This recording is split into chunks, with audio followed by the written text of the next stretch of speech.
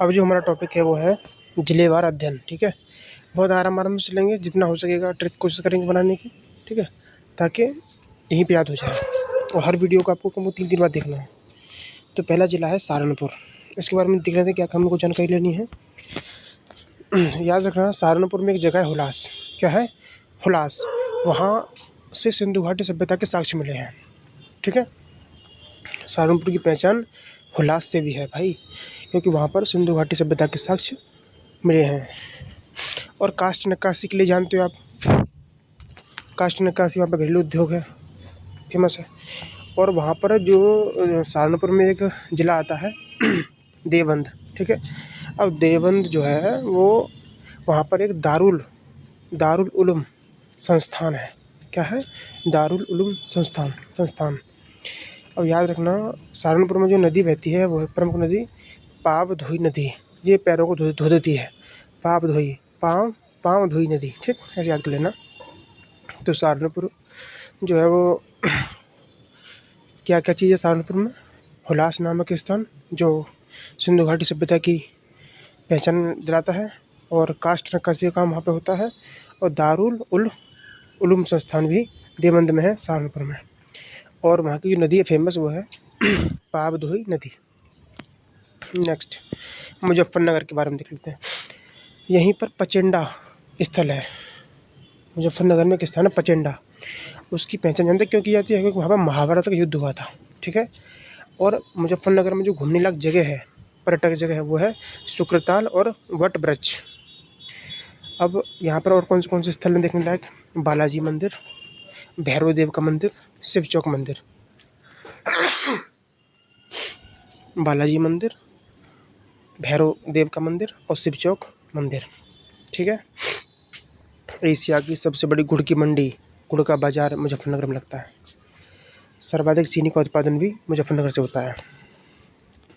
अगला देखेंगे हम शामली, क्योंकि देखो शामली मुजफ्फरनगर सहारनपुर सब पास में है। तो शामली में क्या कहानी है? शामली पहले मुजफ्फरनगर का हिस्सा था, इसको अलग कर दिया गया। ठीक है, अब इसका शामली के परिणाम क्या था? प्रबुद्धनगर। लेकिन इसको 2012 में इसका नाम शामली कर दिया गया। ठीक है, प्रबुद्धनगर शामली कहते हैं। और यहाँ पर जो फेमस है ना वो है हनुमान टीला। शामली में हनुमान टीला फेमस है। और शामली से संबंध है किराने घराने का। किराना घराना जो है, किराना घराने का संबंध किससे है? शामली से। अगला देखेंगे आगरा। याद रखना, किराना घराने का संबंध मुजफ्फरनगर से भी है और शामली से भी है। अब देखेंगे आगरा। आगरा डिस्ट्रिक्ट के बारे में क्या क्या अच्छी चीज़ है। आगरा की स्थापना जानते हो 1504 में सिकंदर लोदी ने की थी। इसका आगरा के जो 2 नाम हैं, एक है अग्रवन और अग्रबाग। आगरा को क्या कहते थे पहले? अग्रवन, अग्रबाग।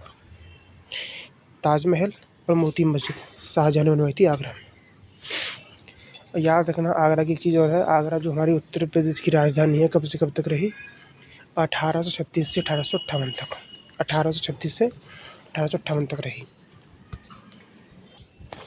अब देखेंगे मथुरा के बारे में। मथुरा में कृष्ण मंदिर का निर्माण वीर सिंह बुंदेला ने किया था। मथुरा में कृष्ण मंदिर का निर्माण वीर सिंह बुंदेला ने किया। भाई, कृष्ण भगवान का मंदिर तो कोई वीर ही बना सकता है, ठीक, जो बुलंद हो। मथुरा में उत्तर प्रदेश का एकमात्र जैन संग्रहालय है। उत्तर प्रदेश का, पूरे उत्तर प्रदेश में एक ही जैन संग्रहालय है, वो मथुरा में है। भारत का एकमात्र हाथी संग्रहालय कहाँ है? यही मथुरा में ही है। एकमात्र इकलौता जैन संग्रहालय भी और हाथी संग्रहालय दोनों ही मथुरा में है। और सूरसेन महाजनपद की राजधानी मथुरा रहा है। सूरसेन महाजनपद की राजधानी मथुरा। और द्वारकाधीश मंदिर मथुरा में है, याद रखना। पंडित दीनदयाल उपाध्याय पशु चिकित्सा संस्थान, ये भी मथुरा में ही है। ठीक है, गौरक्षा अनुसंधान संस्थान भी मथुरा में है। मथुरा तो आसान है, मतलब अब तक जितने भी तुमने पढ़े हैं सब आसान लगे होंगे। ठीक है, अब देखेंगे फिरोजाबाद के बारे में। फिरोजाबाद को मध्यकाल में चंदावर नगर के नाम से प्रसिद्ध है। भाई, फिरोजाबाद को क्या कहते थे? चंदावर। और चूड़ी उद्योग के लिए फेमस है। फिरोजाबाद बसाया था तुगलक ने, सॉरी फिरोज शाह तुगलक ने फिरोजाबाद को बसाया था। अब पढ़ेंगे मैनपुरी के बारे में। मैनपुरी बहुत सिंपल सी बात है, खनन और तम्बाकू उद्योग के लिए फेमस है। देखो, मार्केट में तम्बाकू आता है मैनपुरी के नाम से, मेरी मम्मी खाती हैं। ठीक है, तो मैनपुरी तम्बाकू याद कर लो उसको। तम्बाकू उद्योग जो है मैनपुरी फेमस है उसके लिए, खनन के लिए भी। अलीगढ़ के बारे में सब जानते हैं। 1857 में एंग्लो ओरिएंटल कॉलेज की स्थापना की गई। सर सैयद अहमद खान ने एंग्लो ओरिएंटल कॉलेज की स्थापना 1857 में की और 1920 में इसका नाम AMU रख दिया। और ताला यहाँ का फेमस है। अब देखेंगे एटा के बारे में। एटा में भगवान वराह का मंदिर है। वराह भगवान का मंदिर कहाँ? एटा में।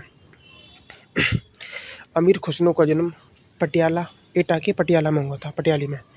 एटा जिले के पटियाली में अमीर खुसरो का जन्म हुआ था। ठीक है।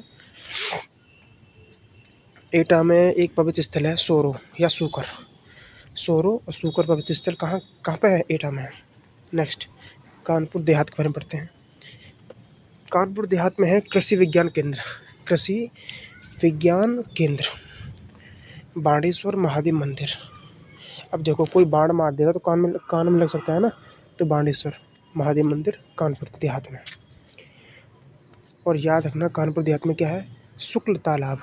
शुक्ल तालाब, दुर्वासा ऋषि का आश्रम। बहुत बढ़िया भाई। दुर्वासा ऋषि ने गुस्से वाले थे, जब भी श्राप देते ना आदमी के, एक कान से दूसरे कान में निकल जाता था, कोई ध्यान नहीं देता था उनके श्राप के ऊपर। तो दुर्वासा ऋषि का आश्रम कानपुर देहात में है। मुझे जितना हो पा रहा है मैं ट्रिक बोल रहा हूँ ताकि याद हो जाए, ठीक है ना। अब कानपुर, सिर्फ वो कानपुर देहात था, कानपुर नगर है ये। तो कानपुर नगर में क्या है? भारतीय कम्युनिस्ट पार्टी की स्थापना की गई। भारतीय कम्युनिस्ट पार्टी की स्थापना कानपुर से की गई। कानपुर औद्योगिक क्षेत्र के लिए फेमस है। चेन्नई के बाद सर्वाधिक चमड़े से संबंधित कार्य या लेदर सिटी भी इसी को कहते हैं। अगर चेन्नई के बाद किसी का नंबर आता है चमड़े के कार्य में तो कानपुर का आता है। इसको लेदर सिटी भी कहते हैं। ठीक है। उत्तर भारत का मैनचेस्टर भी कानपुर की कहा जाता है। अब देखते हैं कन्नौज के बारे में। कन्नौज का पुराना नाम था कान्यकुब्ज। ठीक है। इसका महोदयश्री भी नाम था, महोदयश्री, कान्यकुब्ज। ठीक है, दो नाम थे। कन्नौज के क्या नाम थे? कान्यकुब्ज और महोदयश्री। हर्षवर्धन के काल में अति प्रसिद्ध राजनीतिक केंद्र रहा है। हर्षवर्धन के टाइम पीरियड में कन्नौज जो है बहुत बड़ा तगड़ा राजनीतिक केंद्र रहा है। और याद रखना कन्नौज में क्या है? जयचंद्र का किला। जयचंद्र मरने के बाद भूत बन गया था तो कन्नौज में घूमता है, लोगों के कान को, नाक को काट लेता है कन्नौज को। ठीक। पूर्व का ग्रास किसे कहते हैं? कन्नौज को ही कहते हैं पूर्व का ग्रास। बाणभट्ट, भवभूति और राजशेखर इसी जिले संबंधित हैं भाई, याद रखना। कन्नौज में कितनी कन्नौज में देखो, कन्नौज में क्या है? बाणभट्ट, ठीक, भवभूति और राजशेखर। राजशेखर, भवभूति और बाणभट्ट सब कन्नौज संबंधित है। अब इटावा। इटावा क्या है? इटावा में जाकिर हुसैन थे ना, जाकिर हुसैन तबला वादक। इटावा वो इटावा के ही थे, जाकिर हुसैन तबला वादक जो थे। ठीक है। और हजारी महादेव मंदिर, हजारी महादेव मंदिर भी इटावा में है। Safari park, lion safari park ये भी इटावा में है। राष्ट्रीय चंबल वन्य विहार, राष्ट्रीय चंबल वन्य विहार इटावा में है। चंबल भाई इटावा में है, नदी वही है। अब फर्रुखाबाद में क्या है? महादेवी वर्मा का जन्म हुआ था फर्रुखाबाद में। महादेवी वर्मा का जन्म फर्रुखाबाद में हुआ था। नेक्स्ट अयोध्या। कौशल देश किसे कहते हैं? अयोध्या को तो कहते हैं कौशल देश कहा जाता था अयोध्या को। सरयू नदी के तट पर है। और अयोध्या में ऋषभदेव, अजितनाथ, बाकी कई लोग थे, 4-5 उनका जन्म हुआ था जैन धर्म के। फिलहाल में याद रखो ऋषभदेव और अजितनाथ दोनों का जन्म ही अयोध्या में हुआ था। राम मनोहर लोहिया का संबंध भी अयोध्या से है। राम मनोहर लोहिया का संबंध किससे है? अयोध्या से है। शान-ए-अवध, शान-ए-अवध की शान अयोध्या ही तो है। ठीक है, चलिए आगे चलते हैं। सुल्तानपुर देखते हैं अब। हनुमान मंदिर कहाँ पे है? सुल्तानपुर में है। ठीक है। और विक्टोरिया मंजिल, ये भी विक्टोरिया मंजिल और हनुमान मंदिर दोनों ही सुल्तानपुर में है। ठीक है। बाराबंकी, पूर्वांचल का प्रवेश द्वार कहते हैं इसको। पूर्वांचल में आप एंटर करोगे सबसे पहले जो जिला पड़ता है बाराबंकी पड़ता है, इसलिए कहा जाता है बाराबंकी पूर्वांचल का प्रवेश द्वार है। और कुंतेश्वरी का मंदिर भी, ठीक है, कुंतेश्वरी का मंदिर भी बाराबंकी में है। अब देखो वारिस अली शाह का जन्म, वारिस अली शाह का जन्म कम हुआ था, 12 नहीं हुआ था। अमेठी के बारे में देखते हैं, बाद में देखेंगे, उसके बाद थक गया मैं तो।